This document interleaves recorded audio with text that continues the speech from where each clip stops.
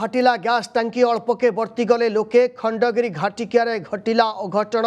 gas filling बेले फाटिला टांकी gas दुकान रे मिनी सिलिंडर फिलिंग बेले घटी अघटन गोटे गैस रु गैस व्यापी दुई तीनोटी सिलिंडर फाटी सूचना मिली जड़े गुरुतर आहत हो कैपिटाल हॉस्पिटल रे भर्ती होती घटनास्थल में निया को आयत्त पई उद्यम जारी रही अग्निशम टीम पक्षरु निया लिभा कार्य जारी रही बड़ खबर वर्तमान समय अपने दृश्य देखुंत एक्सक्लूसिव विजुअल देखुंत जे फाटिला गैस टांकी अल्पके बर्ती गले लोके